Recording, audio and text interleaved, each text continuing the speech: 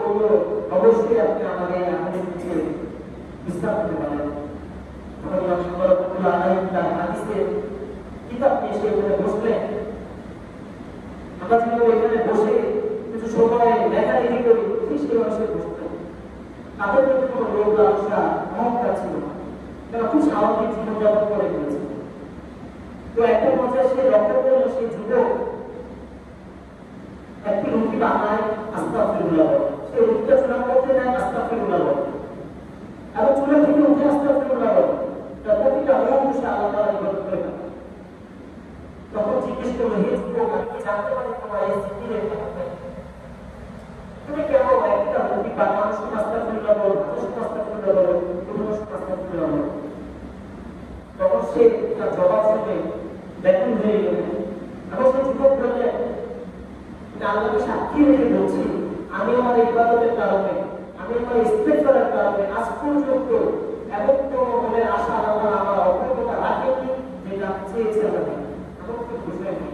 হ্যাঁ, কিন্তু একটি বিষয় আছে যেটা আমার মনের মধ্যে সবচেয়ে বেশি আমাকে কষ্ট দেয়, যে হায়াতে হয়ে যায় আমি যদি সেই বিশ্ববরণ্য আলেম তাফসীর কারক হাদিস বিষয়ক সেই সামনে দেখতে পারতাম, আমার বাবা অনেক আফসোস তাদের কাছে দিতে পারতাম, আমি যদি হাতে সুযোগ করতে পারতাম। তখন এই কথা শুনে সামনে বলছে, তুমি যে সামনের জন্য ওরা আকাঙ্ক্ষা নিয়ে যাচ্ছে, সেই হামলার কাছে তোমাকে যেতে হবে না, আমি হামলার হাতে তোমার ঘরে চলে এসেছি। সুবহানাল্লাহ।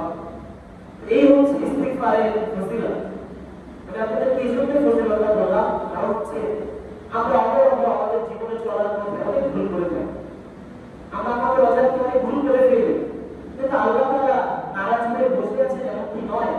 আল্লাহ তাআলা আপনার ক্ষমা চাওয়ার অপেক্ষায় রয়েছেন, যে বান্দা কখন আমার কাছে ক্ষমা চাইবে আর কোনো বান্দাকে ক্ষমা করে দেবে। সুবহানাল্লাহ। সেই জন্য আমাদেরকে আল্লাহ তাআলার কাছে ক্ষমা করে দেওয়া উচিত না, ক্ষমা চেয়ে দেওয়া উচিত না। এই জন্য কিছু সময় আমরা এই রাস্তা করে কি করি, মন থেকে একটা সপ্তাহে আমরা যে ভুলগুলো করেছিলাম অনুশোচনা করি, হয়তো এই জুমার নামাজ থেকে ফিরার পথে আমরা আল্লাহর কাছে চলে যাওয়ার জন্য মাধ্যমের প্রয়োজন নাও হতে পারে। আমাদের এই মসজিদের এই কাজটা শেষ দেওয়া হতে পারে। আমরা যদি সেই তুরস্কের ভূমিকম্প থেকে দেখি, আপনারা লক্ষ্য করবেন সেই তুরস্কে যে বিশাল বড় ভূমিকম্প হয়ে গিয়েছে কিছুদিন আগে, সেই ভূমিকম্পের সময় বিশাল বড় কিছু পাথর ছিলেন যাদের অনেক সম্পদ ছিলেন, যাদের তখন চিন্তা করতে হয়নি যে একবার কথা আরেকবার দিঘা, আপনারা যেমন খেতে খাওয়া মানুষ একবার একটা আরেকবার করে দিতে হয়, আপনাদেরকে ওটা করে নিতে হয়, তাদের কাছে নির্বাচন করতে ছিল না, অনেক সম্পদ তাদের ছিল। তারা রাত্রিবেলা ঘুমানোর পূর্বে তার পরিকল্পনা নিয়েছিলেন পরবর্তী দিনে যে দিনটা আসছে, যে দিনে রাত্রিতে সূর্যের কিরণ দিবে যে দিন, সেই দিনে তারা একটা রাস্তা করতে চায়, সফল হয়েছে। এই চিন্তা করে তারা পরিবারের প্রাণ নিয়ে শুয়েছে, এবং সে যখন সকালবেলা ঘুম থেকে উঠেছে, সে দেখেছে তার ঘরবেলা কাছে মিশে গিয়েছে, সে তার পরিবারকে পাননি, সে তার সন্তানকে পাননি, সে তার সম্পর্কে পাননি। এবং ফেসবুকে পোস্ট করেছিল তার বসা দেখে যে লোকটার কাম ছিল অনেক সম্পদ রাস্তার পিছনে যাওয়া। তাহলে এই হচ্ছে আমাদের দুনিয়ার মাধ্যমে আমাদের জীবন। সেকেন্ডের মধ্যে আমরা আমাদের জীবন থেকে চলে যেতে পারি, আমাদের ধরে রাখার কোনো ক্ষমতা নেই। এই জন্য প্রতিটা মুহূর্তে আমাদের সেই যুবকের মধ্যে ইস্তিগফার করার চেষ্টা করা উচিত কি? এই জন্য আমরা অল্প সময় ইস্তিগফার করি। আস্তাগফিরুল্লাহ ওয়া আতুবু ইলাইহি।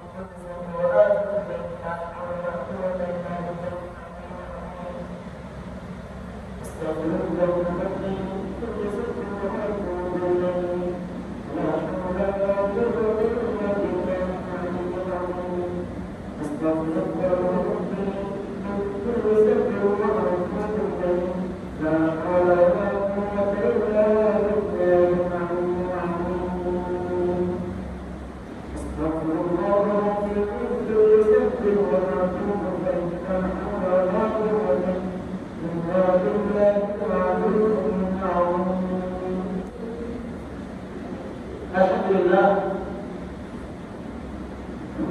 আমি আমার আলোচনার পূর্বে কিছু বিষয় নিয়ে আলোচনা করতে চাচ্ছি এবং বর্তমান প্রেক্ষাপটের আলোকে কি করণীয়, বর্তমান প্রেক্ষাপটের আলোকে আমাদের কি করণীয়, আমরা কিভাবে এই অন্ধকার থেকে বেঁচে থাকতে পারবো, এই বিষয়গুলো আমাদের জানা উচিত কিনা। এই অন্ধকার যুগ থেকে আমাদের পরিত্রাণ পাওয়ার জন্য আমাদেরকে গত সপ্তাহে কোরআনের কিছু বিষয় আমি আলোচনা করার চেষ্টা করেছিলাম। তো সেই বিষয়ে ধারাবাহিকভাবে চালিয়ে যাওয়ার জন্য আমি সেই পূর্বে কিছু বিষয়গুলো আবার নতুন করে আপনাদের সামনে রিফারেন্স হিসেবে তুলে ধরতে চাচ্ছি। আমি বক্তব্যে বলেছিলাম কোরআন হচ্ছে ফুরকান, কোরআন হচ্ছে হুদা, কোরআন হচ্ছে এই পৃথিবীর অন্ধকার যুগ থেকে মানুষকে আলোর দিকে ফিরিয়ে নিয়ে আসার জন্য আল্লাহ তাআলা এই কোরআনকে পাঠিয়েছিলেন। রাসূল সাল্লাল্লাহু আলাইহি ওয়াসাল্লাম আল্লাহ তাআলা কোরআন মাজিদে বলেছেন, শাহরু রমাদান الذي أنزل فيه القرآن هدى للناس وبينات من الهدى والفرقان আমি আল্লাহ তাআলা কোরআনকে তোমাদের জন্য অন্ধকার এবং আলোর দিক নির্দেশনা হিসেবে পাঠিয়েছি, অন্ধকার এবং আলোর পার্থক্যকারী হিসেবে পাঠিয়েছি, খারাপ এবং ভালোর পার্থক্যকারী হিসেবে পাঠিয়েছি। তোমরা যদি এই কোরআনকে পড়ো তোমরা বুঝতে পারবে সঠিক পথের দিশাভক্তি, অন্ধকারের দিশাভক্তি, তোমরা নিজেদের মধ্যে থেকে তোমরা সঠিক এবং ভুল থেকে আলাদা করে নিতে পারবে। সুবহানাল্লাহ। আল্লাহ তাআলা তার রাসূল সাল্লাল্লাহু আলাইহি ওয়াসাল্লামকে কোরআন শরীফের 10 কিলোমিটার দূরে হেরা গুহাতে পর্বতের নাম সেই গুহার মধ্যে আল্লাহ তাআলা সর্বপ্রথম কোরআন নাযিল করেছেন। আল্লাহ তাআলা সর্বপ্রথম যে আয়াত নাযিল করেছিলেন আয়াতের নাম ছিল সূরা বাকারার প্রথম 5 আয়াত। আউযু বিল্লাহি মিনাশ শাইতানির রাজীম বিসমিল্লাহির রাহমানির রাহিম ইকরা বিসমি রাব্বিকাল লাযী খালাক খালাকাল ইনসানা মিন আলাক اقرأ وربك الأكرم الذي علم بالقلم।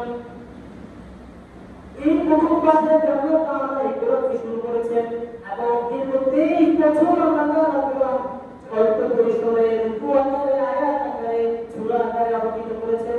আমাদের প্রিয় হযরত মুহাম্মদ রাসূলুল্লাহ সাল্লাল্লাহু আলাইহি ওয়াসাল্লামের উপর আমরা যদি লক্ষ্য করি আমরা যদি লক্ষ্য করে দেখি আমাদের আগে যে পূর্বের কিতাবগুলো নাযিল করা হয়েছিল তাওরাত, জাবুর, ইনজিল, কোরআন এছাড়া 114টি কিতাব নাযিল হয়েছিল। অসংখ্য কিতাবের মধ্যে এগুলো হচ্ছে মূল কিতাব। এই কিতাবগুলো কোন ব্যক্তির উপর খন্ডিতভাবে নাযিল করা হয়নি। এই কিতাব একটি রাসূলের উপরে পুরোভাবে নাযিল করা হয়েছে। একটি নবীর উপরে পুরো সূরা পুরো কিতাব নাযিল করা হয়েছে। তাওরাত যে নবীর উপর নাযিল করা হয়েছে পুরো কিতাবটা নাযিল করা হয়েছে। ইনজিল যার উপর নাযিল করা হয়েছে পুরো কিতাবটা নাযিল করা হয়েছে। পুরো নবীর উপর খন্ডিতভাবে কিতাব নাযিল হয়নি। কিন্তু আমার নবী হযরত মুস্তাফা সাল্লাল্লাহু আলাইহি ওয়াসাল্লামের উপরে খন্ডিত আকারে দীর্ঘ 23 বছর যাবত নাযিল হয়েছে।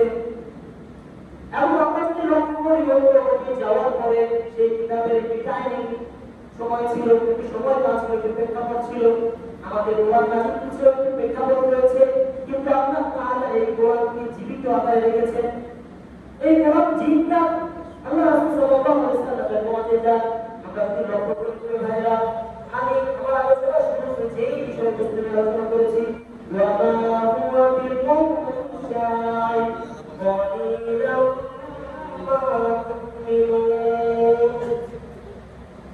আল্লাহ রাসূল সাল্লাল্লাহু আলাইহি ওয়াসাল্লাম যখন নামাজ পড়ছিলেন, ওমর ফারুক রাদিয়াল্লাহু আনহু সবাই একটা ছিল তো, ওমর ফারুক রাদিয়াল্লাহু আনহু ছিলেন, ওকে আছে এই ওমর ফারুক রাদিয়াল্লাহু আনহু কিন্তু একটি সময় বড় শাসক হয়েছে, অল্প পৃথিবী শাসন করেছিলেন। এই ওমর রাদিয়াল্লাহু আনহু যখন ইসলামে প্রবেশ করেন, যখন ইসলাম পাননি, এমন অবস্থায় সে রাসূল সাল্লাল্লাহু আলাইহি ওয়াসাল্লামের কোরআনের আয়াত চিন্তা করতেন, কি আছে এই কোরআনের মধ্যে? এই কোরআনের দ্বিতীয় কথা আছে যা আমরা শুনে বিমুখ হয়ে যাই। সে তো পড়তে জানতো না, সে তো বলতে জানতো না। তার কাছে এমন কি আসে, কি দিয়ে যায় যে এত সুন্দরভাবে মিলিত আমাদের সাথে উপস্থাপন করবে। এই কথাটি বলতেছিল তখন সে ভাবলো হয়তো আমার এই ভাতিজা, আমার ভাই বা আমার কোনো হয় কোনো জাদু করে, তার কাছে কোনো হয় কোনো জাদু করে জ্ঞান আছে, সে কোনো হয় কবিতা বলে, ওনার কবিতা লেখে। তৎকালীন আরব সময়ে আমাদের বর্তমান যে বড় বড় কবি নজরুল ইসলাম, অনেক বড় কবি, সেই কবি একসাথে 200 বেশি কিতাব আমরা দেখতে পারি না। কিন্তু আরবের যে সাহিত্যিকরা ছিলেন, যে কবিরা ছিলেন, তারা একসাথে বসে 400 থেকে 500 লেখা করেছিলেন। আল্লাহ তাআলা তাদেরকে সেই মেধা দিয়েছিলেন। তো তখন আমরা বলছিলেন যে হয়তো সে কোনো কবিতা লিখছে, তখন আল্লাহ তাআলা কোরআনের মধ্যে আয়াত নাযিল করেছে ওয়া মা হুয়া বিকাউলি শাই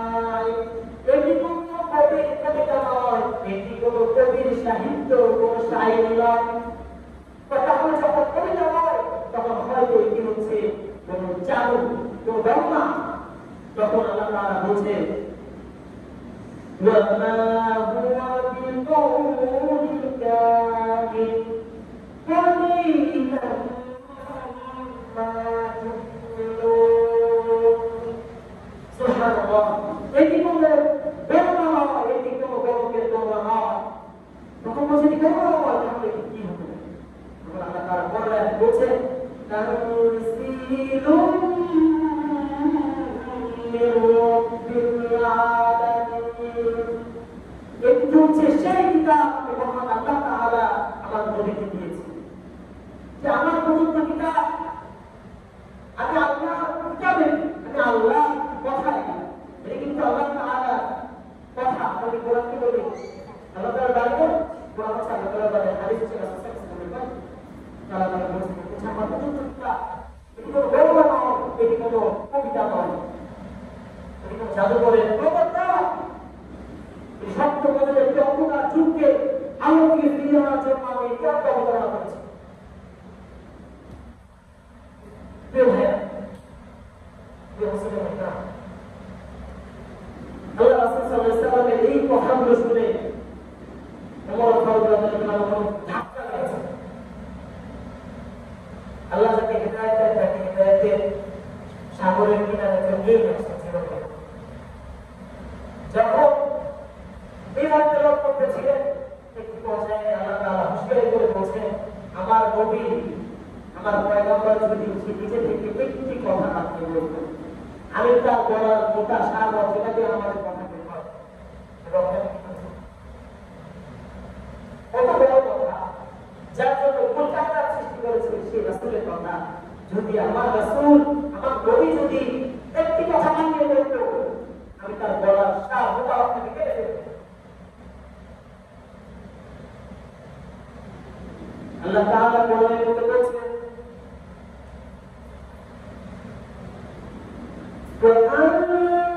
وَأَنزَلْنَا إِلَيْكَ نُورًا مُبِينًا।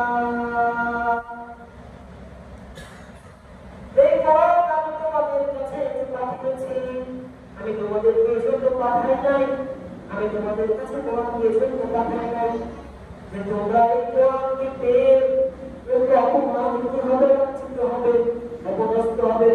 আমি এই কোরআনকে পাঠিয়েছি জাতিকে পরিবর্তন করে দিয়ে আল্লাহ তাআলা সম্মানের আসনে অবতরণ করার জন্য। আল্লাহ রাসূল সাল্লাল্লাহু আলাইহি ওয়াসাল্লাম এই কোরআনকে সমাজ বাস্তবায়ন করে দেখিয়েছিলেন কিনা, সেই সমাজকে আমরা সমাজের যুগে আজকে উপস্থাপনা করি। এমন সমাজকে তৈরি করে দিয়েছিলেন যে সমাজে ছিল না কোনো মারামারি, ছিল না কোনো মেয়ের ইজ্জত নষ্ট করার মতো কাহিনী, ছিল না কোনো ভাইয়ের সম্পদ নষ্ট করার মতো কাহিনী, ছিল না কোনো বাচ্চার হাত নষ্ট করার মতো কাহিনী, ছিল না কোনো সমাজের নাগরিকদের অধিকার থেকে বঞ্চিত করার কাহিনী, ছিল না কোনো এদিকে মার ধুলিসাৎভাবে জোরে করে জবরদস্তি করে নিয়ে যাওয়ার কাহিনী। এই কোরআনকে আল্লাহ তাআলা এমন কাহিনীতে পাঠিয়েছিলেন যে কাহিনী একটি সমাজকে পরিবর্তন করে দিয়েছিলেন। সুবহানাল্লাহ। তো সেই কোরআনকে আজ আছে নাই, সেই কোরআন আজও আছে। 1400 বছর আগে রাসূল সাল্লাল্লাহু আলাইহি ওয়াসাল্লাম যে তেলাওয়াত করেছিলেন, সেই তেলাওয়াত আজও আছে। আমরা যদি লক্ষ্য করি, প্রিয় মুসলিমরা, যে পূর্বের কিতাবগুলো ছিলেন, পূর্বে যে কিতাবগুলো নাযিল করা হয়েছিল, সেই কিতাবগুলোর প্রতি অনেক চেঞ্জ হয়েছে। এই কোরআন, এই কিতাবগুলোকে নষ্ট করে দেওয়া হয়েছিল, এই কিতাবগুলো নতুন করে আবার লেখা হয়েছিল, এবং এই কিতাবের মধ্যে কিছু পাওয়া যায়। কিন্তু আমাদের কোরআনের কারীম, এই কোরআনের মধ্যে আরো কি কোনো ভুলের বিচ্যুতির শব্দ আছে? আল্লাহ রাসূল সাল্লাল্লাহু আলাইহি ওয়াসাল্লামের জমানায় কোরআনকে যেভাবে তেলাওয়াত করা হতো, এখন আমাদের সেভাবে তেলাওয়াত করা হয়। আমাদের মসজিদে মুহতারাম যেভাবে তেলাওয়াত করে, আল্লাহ রাসূল সাল্লাল্লাহু আলাইহি ওয়াসাল্লাম সেভাবে তেলাওয়াত করতেন। এই কোরআনের সর্বপ্রথম ওয়াজ, আমি আল্লাহ কোরআনকে পাঠিয়েছি সুরক্ষা দেয় পাবে আল্লাহ তাআলা পাঠিয়ে। তোমরা চাইবে, তোমরা চেষ্টা করবে, তোমরা পারবে। সেই চেষ্টা আল্লাহ রাসূল সাল্লাল্লাহু আলাইহি ওয়াসাল্লামের সময় থেকে শুরু করে আজ পর্যন্ত আছে। এই ইসলামকে নষ্ট করে দেওয়ার জন্য, ইসলামকে ধ্বংস করে দেওয়ার জন্য, ইসলামের আলোকে নিভে দেওয়ার জন্য আরো কি চেষ্টা করে? যেভাবে রাসূল সাল্লাল্লাহু আলাইহি ওয়াসাল্লামের সময় চেষ্টা করেছিলেন, যে রাসূল সাল্লাল্লাহু আলাইহি ওয়াসাল্লাম ইসলামকে মারার জন্য পরিপূর্ণ প্রাণ দিয়ে তারা অবস্থান করেছিলেন, আজ সেই চেষ্টা করছে, এই চেষ্টা অব্যাহত থাকবে, এই চেষ্টা করে যাবে তারা। কিন্তু আমাদের সেই যুগ থেকে আমরা সরে গিয়ে আজকে আমরা ভুল পথে চলে গিয়েছি, এজন্য আজকে আমরা লাঞ্ছিত অবস্থা অবলম্বন করছি। সেই অবস্থায় তাদের লোকের আমাদের শয়তান পর্যন্ত ভয় পেতেন। সেই অবস্থার লোকেরা আমরা এমন খলিফা ছিলেন যে বলেছিলেন যে আমার এই শাসনকালে পুরাতন দিনে যদি একটি কুকুর পালে নামে মারা যায়, কে আমাদের মধ্যে কোনো প্রাণী পালে নামে মারা যায়, আমার ভয় হয়। আমি ওমর আল্লাহর কাছে কি চাওয়া, এই ছিলেন খলিফার শাসন। আজকে আমরা আমাদের বাইরে সম্পদ রক্ষার দায়িত্ব পালন করতে পারি না, আমরা ব্যর্থ। আমরা আমাদের মানব ভাবনা করতে পারি না, আমরা ব্যর্থ। তাহলে কিভাবে আপনি ইমানদার কাজ করেন? প্রিয় ভাইয়েরা, আল্লাহ তাআলা যে কোরআনকে নাযিল করেছিলেন, সেই কোরআনটা কিন্তু একটু অলৌকিক ক্ষমতা নিয়ে তৈরি। আপনি যদি দেখেন, যদি চিন্তা করেন যে আল্লাহ তাআলা কোরআনকে কেন নাযিল করেছেন, আমাদের মধ্যে প্রশ্ন আসতে পারে যে আগে যে কিতাবটা ছিল সেই কিতাব চালানো ভুল, সেই কিতাবের কোনো প্রয়োজন ছিল না। আল্লাহ রাসূলের উপর এই কিতাব তুলে পাঠাতেন, তো অন্য কিছু পাঠাতেন, তারা কোরআনটা পাঠাতেন। কেউ আমাদেরকে বলে যে কোরআন থেকে তোমরা মেসেজকে দিয়া পরিচালনা করো, নিজেদেরকে পরিচালনা করো, আমাদের কেন বলতে পারবা যে আমি তোমাদেরকে দায়িত্ব দিয়েছি, সেই দায়িত্ব তোমরা পালন করো, আমার এই কোরআনের উপর ভিত্তি করো, কেন বলো? কারণ আজকে যদি আমরা লক্ষ্য করি, সেই 2000 পূর্ব বছর 2000 পিছু যদি আমরা চলে যাই, ওই সময়ের ইতিহাসগুলো যদি আমরা দেখি, তখন কিন্তু কোরআনের মধ্যে ছিলেন, তখন ছিলেন, জ্ঞান ছিলেন, কিতাব ছিলেন, শিক্ষা ছিলেন, কিন্তু কোরআন তখন ছিল। তখন সময়টা কি ছিল? আমরা ইব্রাহিম আলাইহিস সালামের নাম সবাই জানি। তখন তারা এমন একটা জাতি ছিল যে জাতির কোনো একটা লক্ষ্য উদ্দেশ্য নিয়ে তারা বসবাস করতে পারে। তখন তারা সূর্য দেখতে, তারা বলতেন এই সূর্য অনেক ক্ষমতা, এই সূর্যের কারণে ফসল হয়, এই সূর্যের কারণে জমি উর্বর হয়, এই সূর্যের কারণে আমাদের সবার দাঁতে ব্যথা রোগ আছে না? আমাদের গ্রামে মনে হয় দাঁতের রোগটা বেশি একটু প্রচলন আছে। ওই জায়গায় দেখা যায় পায়ে ব্যথা, হাঁটু ঘোড়ায় ঘোড়ায় ব্যথা দেখা যায়। এই যে হাঁটু ঘোড়ায় ঘোড়ায় ব্যথা, আপনার লক্ষ্য করবেন এই ব্যথাটা রাত্রেবেলা বেশি হয়।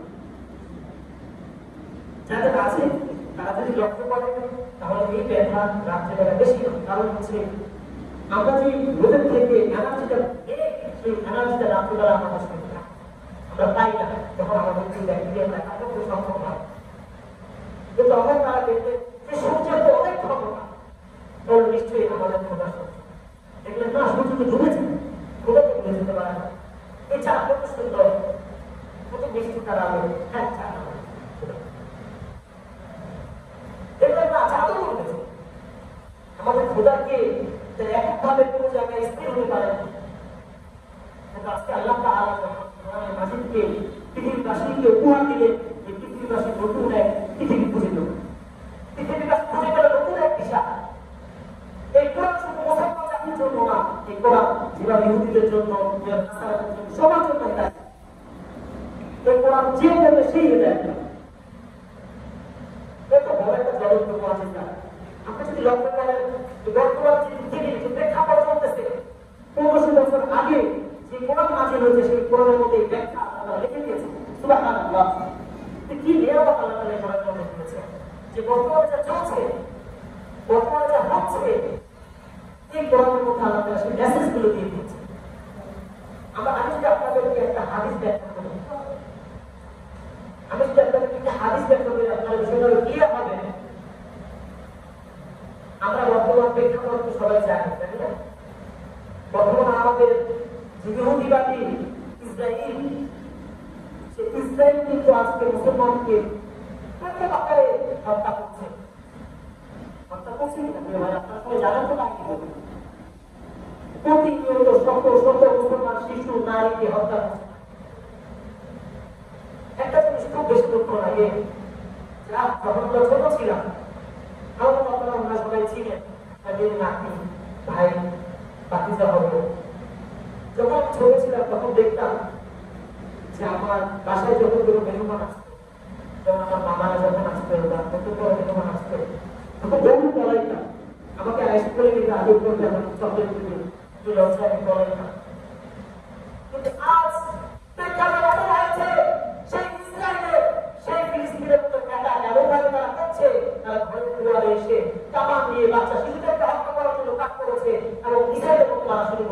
বাচ্চা সেই ভুল থেকে বাঁচার চেষ্টা আছে। ওই সময় আমরা আমাদের আত্মীয়তার ভালোবাসাকে করে যাওয়ার জন্য আজকে আমাদের জীবনের কাহিনী বাঁচার জন্য সেই শিশুর কি দোষ ছিল, তাদের কি অপরাধ ছিল? আমি আপনাদের সামনে একটি হাদিস ব্যাখ্যা করতে চাই।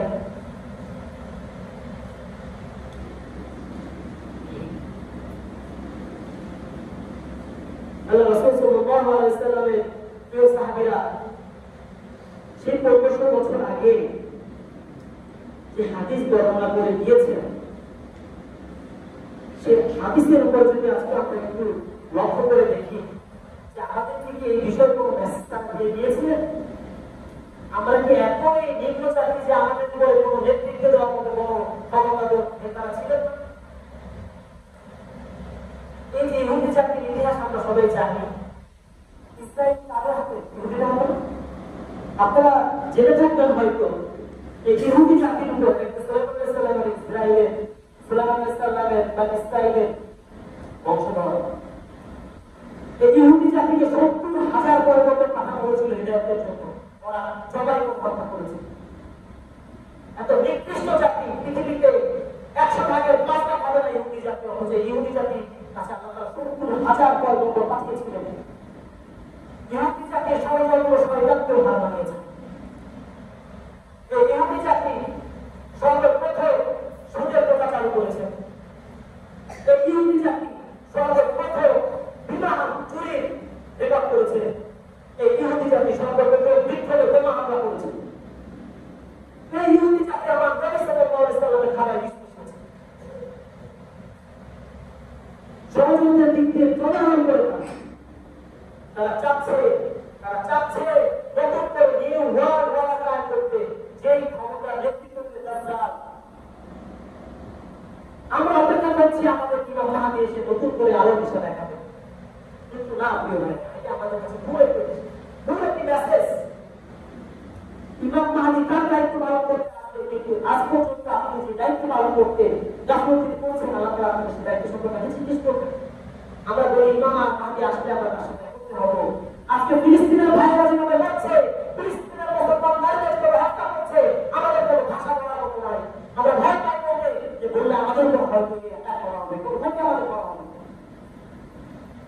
আমি দেখেছি গত মিডিয়ায় এক ভাই, এক মিডিয়া সাংবাদিক, সে ফিলিস্তিনের সেই শিশুদের মৃত্যু দৃশ্য, নারীদের হত্যার দৃশ্য, সেই বোমা হামলা ভিডিও ফুটেজ এই বোমা ছেড়েছে।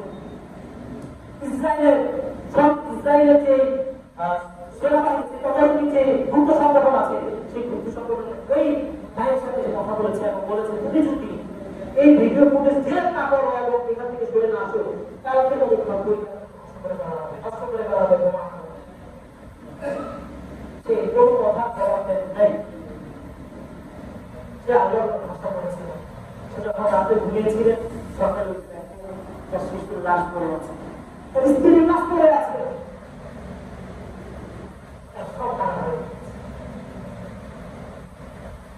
বর্তমান আমাদের এই বিশ্বের সবচেয়ে ক্ষমতাধর যে 4টা রাষ্ট্র, এর মধ্যে 3টা রাষ্ট্র ইহুদিদের হাতে।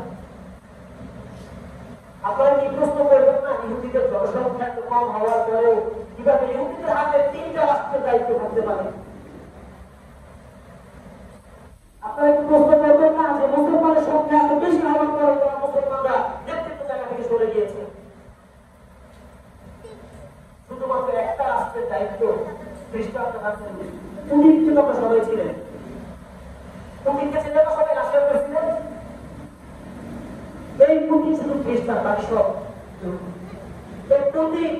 এখন আল্লাহ রাসূল সাল্লাল্লাহু আলাইহি ওয়াসাল্লাম বলেছেন যে ইহুদিরা, তোমরা যদি ইহুদিদেরকে দেখো, ইহুদিরা তোমাদের বন্ধু হতে পারে না। কখনো ইহুদিরা কেমন তোমাদের বন্ধু হবে না।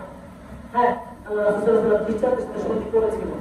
আল্লাহ রাসূল সাল্লাল্লাহু আলাইহি ওয়াসাল্লাম খ্রিস্টানদের সাথে চুক্তি করেছিলেন, খ্রিস্টানদেরকে নিজেদের ভাই বলে আখ্যায়িত করেছিলেন। সেই তোমার আজকে আমরা পাচ্ছি সেই রাশিয়াতে, রাশিয়ার প্রেসিডেন্টের অনেক ক্ষমতা, কিন্তু আজকে সেই রাশিয়ার প্রেসিডেন্ট বলেছে এই কোরআন আসলে সত্য নয়। এই কোরআনের মাধ্যমে মানুষ হেদায়েত পায়, এই কোরআন যে শিক্ষিতা এই কোরআন সমাজকে পরিবর্তন করতে পারে। কেন? এই কোরআন শিখায় ভালোবাসা, এই কোরআন শিখায় ভাই হক আদায় করা, এই কোরআন শিখায় মানুষের জীবনে হেফাজত করার দায়িত্ব, এই কোরআন শিখায় শান্তি। অতএব এই কোরআনের মধ্যে ভুল থাকতে পারে না, এই কোরআন মানবতা থাকতে পারে না, এই কোরআন একটা জাতিকে ধ্বংস করতে পারে না, এই কোরআন কখনো জঙ্গি শিক্ষা দিতে পারে না। আপনারা যদি আরো ভালো করে লক্ষ্য করে দেখেন, আপনাদেরকে আমি একটা প্রশ্ন করতে চাই, আমাদেরকে বলবেন, আপনারা যে বাসস্থানে থাকেন, যে ঘর বাড়ি আপনারা থাকেন, আপনারা যদি দূর থেকে কেউ এসে আপনাদের ঘর বাড়ি ভেঙে নিয়ে যায়, আক্রমণ করে চলে যায়, তাহলে তারা কি করবে? আপনাদের উপর জুলুম করবে না? এখন যদি আপনারা আপনাদের ঘর বাড়ি ফিরিয়ে আনার জন্য তাদের সাথে লড়াই করেন, তাহলে আপনাদের কি করবে? জুলুম করবে না? আজকে বিশ্ব কেন সে ফিলিস্তিনিদেরকে জঙ্গি বলে আখ্যায়িত করছে বলেন? সেই ফিলিস্তিনি তো সেই আমাদের জাপানের হিটলারের নাম শুনেছেন সবাই? এই হিটলার একসাথে 70 লক্ষ ইহুদি হত্যা করেছে, 60 লক্ষ ইহুদি। গুলি করতে করতে গুলি শেষ হয়ে গিয়েছে, তখন একটা অক্সিজেন দিয়ে পুরো 70 লক্ষ ইহুদিকে টেস্টস করে দিয়েছে। এবং সেই মিডিয়াকে বলেছে যে তোমরা মনে করো না আমি হত্যা করো না, অপরাধ করে ফেলেছি, তোমাদের জন্য ইহুদি রেখে গিয়েছি, তোমরা চেষ্টা এই ইহুদি জাতি কতটুকু উপকার জনগণের জমানোর জন্য হতে পারে। আজকে আমরা দেখছি তো, যখন এইভাবে হত্যাকাণ্ড চালিয়েছিল হিটলার, তখন মুসলমানরা আরব তখন ক্ষমতা ছিল, খলিফা ছিল আরব, সে আরব তখন আমাদের যেহেতু মুসলমান হিসেবে আমরা ভালোবাসা প্রচার করতে ভালোবাসি, সেহেতু এই আরব জায়গা করে দিয়েছিল ফিলিস্তিনের বিরুদ্ধে জন্য। তখন থেকে ফিলিস্তিনের এক অংশ ইহুদি আশ্রয় নিয়েছিলেন। সেই আশ্রয় আজকে তাদের উপর চাপিয়ে দিয়েছে। আজকে সেইখানে ফিলিস্তিনের ভাইয়েরা ইসরায়েলের ইহুদিদেরকে আশ্রয় দিয়েছিলেন, আজকে সেই ফিলিস্তিনের ভাইদেরকে তাদের ঘরবাড়ি ছেড়ে তাদেরকে জঙ্গি নাম দিয়ে পরিবার ত্যাগ করা হচ্ছে, তাদের আত্মীয়-স্বজনকে হারানো হচ্ছে। আর এখন আমরা দেখি গণমাধ্যমে বলে ইসরায়েলিয়া কিছু। তাহলে যারা আপনাদের উপর জুলুম করেছে, আপনারা কেবল তাদের সাথে প্রতিরোধ গড়ে তোলার চেষ্টা করছেন। তাহলে আপনারা তো জঙ্গি না, আপনারা তো হক করতে চেয়েছেন, হক আদায় করা ফরজ, কোনদিকে পায়া। যখন তোমার মুসলমান ভাইয়ের উপর বলো, ইহুদি কোনো মুসলমান যদি সে তোমার উপর জুলুম করে, তোমার প্রথম ফরজ দায়িত্ব 3টা, তাকে বাধা দেওয়া উচিত করা সামর্থ্য থাকে। যদি তাওবা করতে পারো, জবাব দিয়ে তাকে বুঝাও, তাওবা করতে পারো, অন্তরে ঘৃণা হলেও করো। মুসলমানকে আল্লাহ তাআলা একত্রে হতে বলেন, মুসলমানকে আল্লাহ তাআলা একত্রে প্রতিষ্ঠিত হতে বলেন, এইটাতে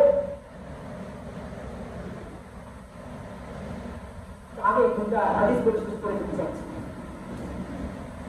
এই মুসলমান জাতির যে বিষয়টা, আজকে সেই মুসলমান আশ্রয় করে দিয়েছে, পরবর্তীতে পেয়েছে কষ্ট, লাঞ্ছনা, হতাশা।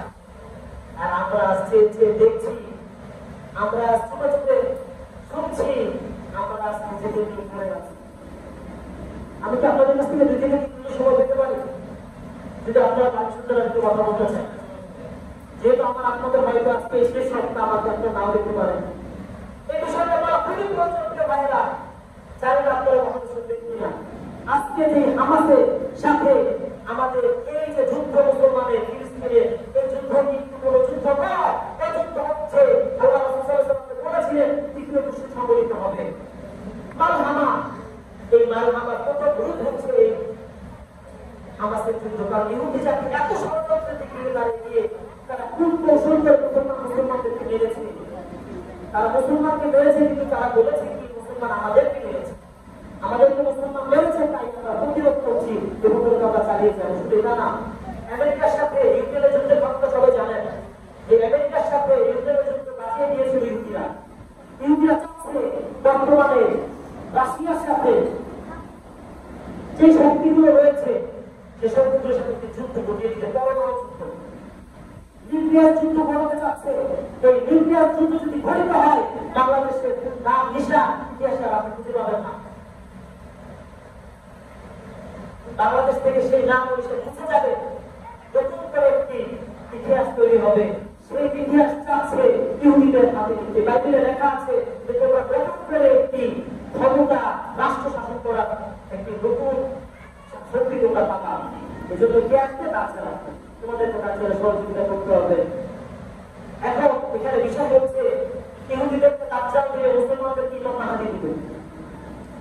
ইহুদিরা তাদের প্রকল্প তাদের পরিকল্পনা বাস্তবায়ন করে যাচ্ছে। আমরা কি করে যাচ্ছি? ইহুদিরা তাদের থাকার পর নির্মাণ করে ফেলেছে। আমি হাদিসটা এখানে নোট করে নিয়েছিলাম বলার জন্য, ইবনে মাজাহ 4112 নম্বর হাদিস। আমি আপনাকে বলি হাদিসটি। আল্লাহ রাসূল সাল্লাল্লাহু আলাইহি ওয়াসাল্লাম ইরশাদ করেছেন, কিয়ামতের পূর্ব মুহূর্তে যখন মারহামা হবে, ইমাম মাহদী আলাইহিস সালাম নেতৃত্ব দেওয়ার পরে তোমার পরিবার শেষ ইসলামের দাওয়াত ইসলামের আহ্বান করবে। তার আগে একটি দল সে ইসলামের পতাকা নিয়ে এগোবে এবং সে ইসলামের আহ্বান করবে এবং সে তাকে ইহুদিদের পরাশক্তি বলে আটকানোর জন্য চেষ্টা করবে, কিন্তু তারা ব্যর্থ হবে। আজকে আমরা আফগানিস্তানের সেই কাহিনী দেখতে পাই এবং পশ্চিমা বিশ্বকে ইঙ্গিত করেছে। পশ্চিমা কোনটা আমরা লক্ষ্য করতে পারি? আফগানিস্তান, ইরান, মসজিদুল আকসা ফিলিস্তিন, এবং আরো যদি আপনি ব্যাখ্যা করি ইন্ডিয়া, পাকিস্তান এবং বাংলাদেশ। তাহলে এখন বর্তমান হামাসের সাথে ইরানের যোগ হয়েছে না, এবং আফগানিস্তানের তালেবান মুজাহিদরা কি এগোচ্ছে না ইসলামের জন্য? খেলাফত কায়েম করে ফেলেছে, ইনশাআল্লাহ তারা এগিয়ে যাবে। কিন্তু অতি নিকটে আমাদের এই বিশ্বে আতঙ্ক অতি নিকটে চলে এসেছে। যে কোনো মুহূর্তে আমরা হামাসের শুধু এই কষ্টের কথা আপনি দেখতে থাকতেছেন, এমন নয় কিছুদিনের মধ্যে দেখবেন আপনার ভাই হত্যা হচ্ছে, আপনার পরিবার নষ্ট হয়ে যাচ্ছে, বলার ভাষা না। খুব কষ্ট লাগে তখন যখন দেখি ছোট ছোট বাচ্চারা কান্না করে বলে যে আমাদের কি দোষ ছিল, আমাদের এখন কি দোষ ছিল যে আমরা আমাদের পরিবার থেকে আলাদা হয়ে গিয়েছি। মিডিয়ার ভাইদেরকে বলে, চাচা আপনাদের তো ছেলে মেয়ে আছে, আপনারা কি তাদেরকে ভালোবাসেন? আপনারা কি তাদেরকে খাবার দেন না? তাহলে আমাদের কি অপরাধ, আমাদের কি মাটিয়ে রাখা? বড় কষ্ট লাগে তখন সেই মাদেরকে দেখে। আমি কিছুদিন আগে ভিডিও দেখেছি, এক মুজাহিদ ভাই হামাসের এক যোদ্ধা মিডিয়াতে গণমাধ্যমে কথা বলছিল। আপনারা জানেন হামাসের কালো কাপড়ে তাদের মুখে ঢেকে রাখে, এটা সিক্রেট একটি বিষয়, জিহাদের জন্য প্রয়োজন হয়, কিছু কৌশল অবলম্বন করতে হয়। তখন সেই মা মিডিয়ার সামনে তার ছেলের মুখ খুলে দিয়ে বলেছে, হে আমার সন্তান শুনে দেখো, এই মুখ শুধু তুমি আল্লাহ করেন তারা, তুমি এমন ভাবে নিজেকে তৈরি করো যেন সেই বিরোধী দল, সেই ইসরায়েল তোমাকে দেখে আতঙ্কিত হয়ে যায়। তোমার তো কোনো ভয় নেই, কিন্তু হয়ে গেলে তুমি শরীর মা, তুমি কেন তোমার দুঃখ লুকাচ্ছ, তুমি কেন তোমার মুখ লুকাচ্ছ? এই হচ্ছে মা, এই মায়ের থেকেই হয়েছে এই সন্তান। দেখেছি আমি এমন কাহিনী, এক ভাই তার ছেলে, তার মেয়ে, তার মা, তার স্ত্রী, তার পুরো পরিবারের লাশ দেখে হতভম্বের মতো চেয়ে আছে। গিয়ে জিজ্ঞেস করেছে, ভাই আপনার কিছু বলার আছে, আপনি কি বলতে চান? তখন বলছে, আলহামদুলিল্লাহ রাব্বিল আলামিন। আমরা কি পর্যন্ত পৌঁছতে পেরেছি? আমরা যেটুকু ত্যাগ করার জন্য করতে পেরেছি।